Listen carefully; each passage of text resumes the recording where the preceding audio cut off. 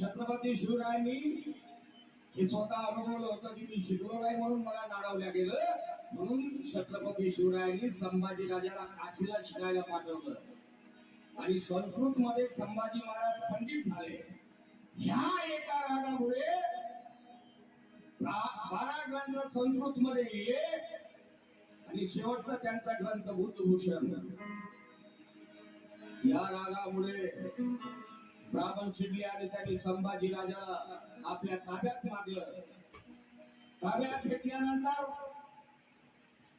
संभाजी राजाला नीरा नदीच्या काठावर नेलं. ज्या डोळ्यांनी पुस्तकं वाचली संस्कृतची डोळे काढले, मनुस्मृतीनुसार शिक्षा दिली. ज्या हाताने पुस्तकाची पानं चाळली त्या हात बोट छाटण्यात आले.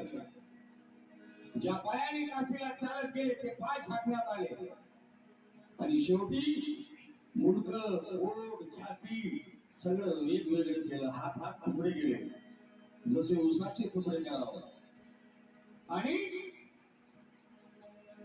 नदीच्या काठावर फेकून दिले आणि गावात दवंडी दिली. जो कोणी संभाजी राजाच्या प्रेताला हात लावेल, त्याच्या शरीराच्या एका तुकड्याला जरी हात लावेल, त्याचं मुख धडापासून वेगळं करण्यात येईल.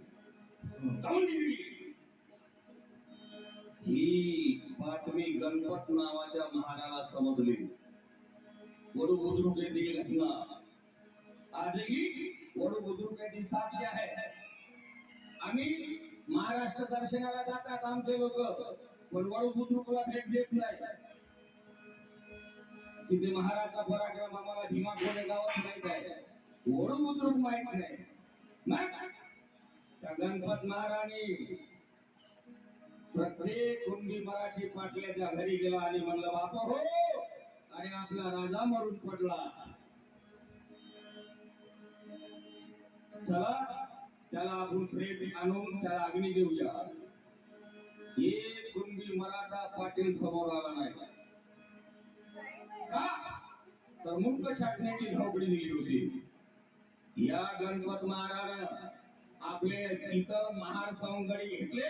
संभाजी राजाचा एक एक तुकडा शरीराचा उचलून आणला आणि तो शिवला आणि संभाजी राजा तयार केला जसा होता तसा, फक्त शरीरामध्ये प्राण नव्हता. एक प्रेत शिवला म्हणून गणपत महाराजचं नाव पडलं गणपतराव शिवले, कारण त्यांनी संभाजी राजाचे प्रेत शिवले म्हणून ते झाले गणपतराव शिवले.